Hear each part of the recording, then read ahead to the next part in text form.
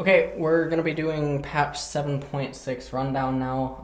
I briefly skimmed over the patch earlier and then again just before I started this, and so we're just going to be talking about some things. There's not really a lot to talk about, but I'm going to be doing an entirely separate video on the Galio rework, but that's not going to be inside of this video, even though Galio is released on this patch. So let's just scroll down and begin to talk about stuff. So there is Galio. I'm going to talk about him again in another patch, or not another patch, another video that goes over his abilities, what I think about him, where I think that he'll fit in, some of the problems that he might have, some of the pros and cons, whatever, and that'll be in an entirely separate video, and so we'll talk about that later. Now, Aatrox. This is a champion that last time I was doing the patch rundown, I completely whiffed over the fact that his passive was no longer like it was before, where he just gets it naturally. So when I was going through the jungle and I had entertained that maybe he was a jungler, and my Korean friend that was part of the video thought so as well, we realized that his blood well is too difficult to maintain inside of the jungle, and then inside of team fights it is so difficult to actually hold it up against competent players that it just feels extremely lackluster. So Aatrox actually went from being bad to worse, despite all the other changes to his other abilities. His passive just was not there, and it was like playing a champion that just didn't have a passive, sort of like if Doublelift placed Raven in LCS. So scrolling down now, we're going to see the base health stats, 537.8 to 580. So he almost gets veteran scars for free, which is kind of nice, but it's not a major impact. Level 1 or whatever. Certainly will help him out, obviously, regardless of where he is, so it's a nice little buff. Q Dark Flight, 16 to 12 seconds scaling for 13 to 11 seconds scaling. This is nice early on. It would help out with his clears. In terms of using it inside of a lane, he's not really ever going to use this unless he's going to be committing to something, at least not post level 3, because that's his getaway tool. So I can't see him using this outside of that, and then the fact that it only has 1 second removed from it at rank 5 doesn't really change too much. Blood price, base damage 30 to 150 scaling to 45 to 185. This is actually a really nice change. He gets the free 35 damage at the very end. So all in all, the changes are sort of okay. Unreviving from his passive, Aatrox now has a full blood well. That doesn't matter as well. Aatrox no longer loses the third hit. All these things, it doesn't matter, because he needs his old passive back if you want him to be relevant, and then maybe he can be relevant, because even with his old passive, I'm not entirely sure if it would make him good enough, because his jungle feels a little bit lackluster, but there's the potential for it. Cho'Gath. R grants more health per stack and stacks as an additional time from minions and small monsters. So that's kind of nice. So it went from 80 to 140 per stack to 80 to 160 per stack. Also grants an additional 10 per stack at second rank, so that's sort of nice. So it doesn't affect Cho'Gath levels 1 through 11, but then once you do get to 11, obviously it gives you a little bit more HP. It gives you 60 more HP, which isn't the complete end of the world, but I guess it's almost half of a Ruby Crystal. And so now, because he gets an extra stack, that'll obviously make things a little bit nicer, as he can heal up a little bit more, and he can get an extra Ruby Crystal of HP. So he basically got a free 400 gold, almost, on his passive. And so through that, that's nice, but it's not what makes Cho'Gath come back into the meta. Fiddlesticks. Q cast range increased. W refunds its remaining duration when its target dies. Q Terrify. 525 to 575. That's a really nice buff. W Drain. I can cast it twice. If Drain's target dies before the channel completes, the remaining duration is applied as cooldown reduction. So, this is interesting for a lot of reasons. So it definitely enhances the strength of solo Q Fiddlesticks. So with that being said, now it's important to talk about competitive. Fiddlestick suffers from a lot of other problems inside of competitive that I don't think that this drain fix is necessarily going to affect. He can be played around via vision. He has a heavy reliance on blasting cones. His ultimate is very hit or miss. He has to heavily commit himself. The way that he has to itemize means that he's not as cost efficient in the jungle as other junglers in a competitive setting. In solo queue, though, obviously all of these buffs are absolutely fantastic, but I still do worry that he has very obvious problems that are going to make it so that he's still not going to be the best jungler to pick. But obviously Fiddlesticks mains are going to find this fantastic. I don't think that it's going to be the best thing in the world, though, for like Fiddlesticks support, if anyone's like a Fiddlesticks enthusiast, but definitely the Q Terrify max first or something is obviously going to be helped by that, but I think that the support is a little bit too volatile down in the bot lane for Fiddlesticks to really show any use down there. But I guess there's a possibility that someone might want to get really creative, but I think that with the direction that support is heading, and also the fact that we're not too far off from the mid-season update, right? That's going to be in like 2 months or something. It's difficult to predict what direction that stuff's going to go. Gnar, Mini Gnar and Mega Gnar have the same health regen. So health regen Mini 2.5 to 4.5 health per 5 seconds. So he gets an extra potion for free in laning phase. That's sort of nice.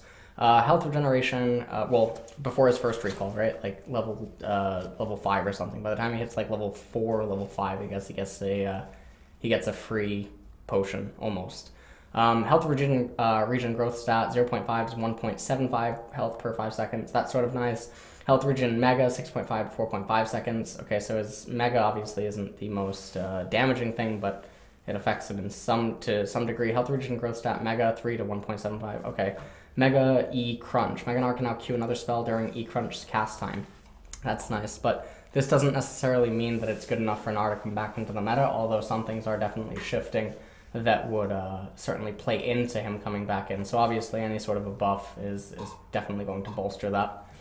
Misfortune Q. Q damage up, Q and E are smoother to use. Q double up, 20 to 80 scaling to 20 to 100 scaling. Ratio 0.85 total attack damage to 1.0 total attack damage. Now we're playing with power. Cast range now adjusts based on Misfortune's attack range. Example given, rapid fire cannon. Hair trigger. Misfortune no longer briefly pauses after casting double up. E Make It Rain. Misfortune no longer briefly pauses after casting Make It Rain. So the Make It Rain buff is really big for support. Obviously the cast thing for Q double up is also big for support. These changes for MF AD carry isn't the entire end of the world. I think that it is sort of nice as well because they specify the rapid fire cannon, because MF is still going to be going for the armor shred, lethality, glass cannon with her ultimate, because she's not an auto attack based ADC. The only incentive that you would ever get for rapid fire cannon is obviously just the range, because you don't really care about the crit, because again you're basically playing MF as she is the Falco to Lucian, or lethality Lucian's Fox, in the sense that, you know, her ultimate hits a little bit harder, but Lucian has more mobility and he's more flexible with it if they're both building lethality and armor shred. So there's that. Orianna. The ball no longer returns to Orianna if the target it's attached to dies. This is both going to be a nerf and a buff, but it's always going to be so situational, so it's really difficult to say exactly what this is going to do. In more instances than not, I would argue that it's probably going to be a buff, depending on the team compositions that you're using Orianna for in competitive. I think that in solo queue, it's also likely to be a buff, because if you're throwing a ball onto an ally, it's probably not because you want to, because let's be honest, everyone just cares about their own kills. And so getting the ball back and then being able to cast it at your own range is probably something that people want to do. No, but in all seriousness, it's probably going to be a buff in a majority of cases, and a nerf in very specific ones, so that doesn't really matter. That's all nice. Quinn. Harrier procs grant more attack speed. Sky Strike, damage down. Quinn respawns as Valor once R is available. Okay. W. Heightened Senses. Bonus attack speed 20 to 40% on Harrier proc, to 20 to 80% on Harrier proc. So this is a nice little change, but it means that Quinn now needs to have more sustained damage. The problem is that you can't pick her inside of the AD carry role. And so it reduces her to be played as a top, mid, or jungle champion. In which case, these changes aren't the best in a teamfight setting, but they're great in the split push setting. R from behind enemy lines, 100% total attack damage to 40% total attack damage. That's a very big change.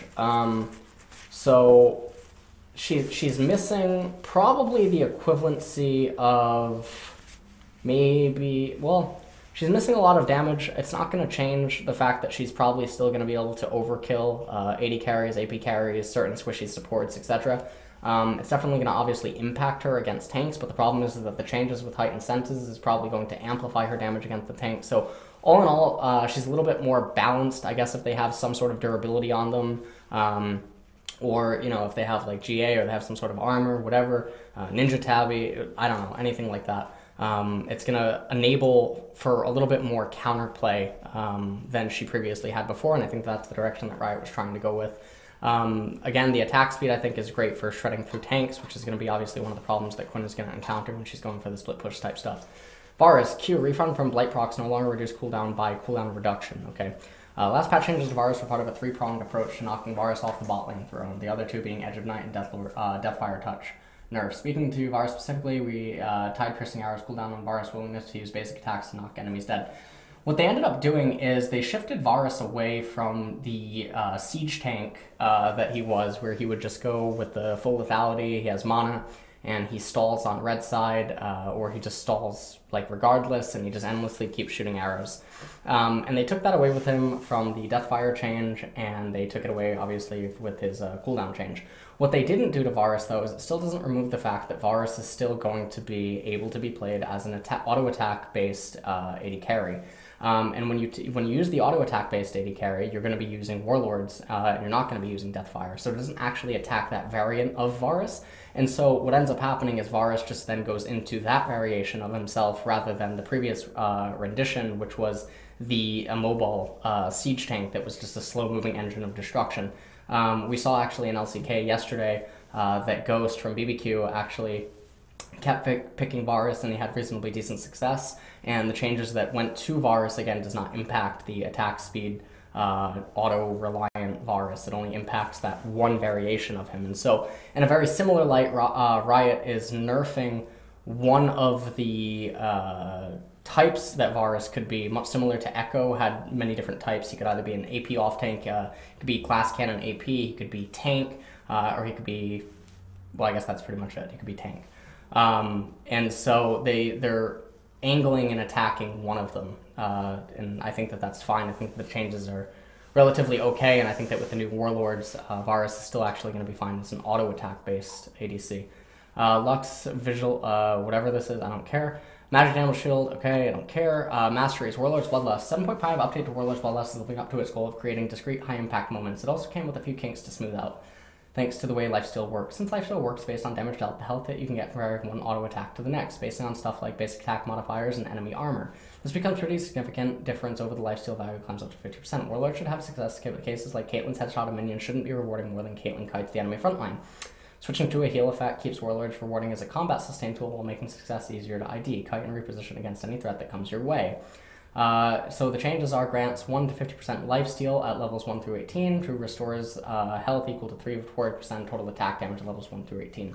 If the critical heal, if the attack that procs Warlord's Bloodlust critically strikes, the heal crits as well. So what ends up happening is this is going to be a buff to Ashe, it's going to be a buff to Caitlyn, potentially a buff to Jhin, but I think that only in very specific instances is it going to be a buff to Jhin. I don't think that's the end of the world for Jhin. I think this is actually fantastic for Yasuo as well, because all of the Koreans that I've been seeing running Yasuo, they run Warlord's Bloodlust because they understand that sustain and periodic damage is superior to the Fervor glass cannon type stuff that I know that other people are so fond of. Because Yasuo does not need to, have that extra AD from the Fervor as long as he's just staying alive in the battle and sustaining longer, because he's going to eviscerate most of the people that could delete him instantaneously, where he would need that extra damage from Fervor.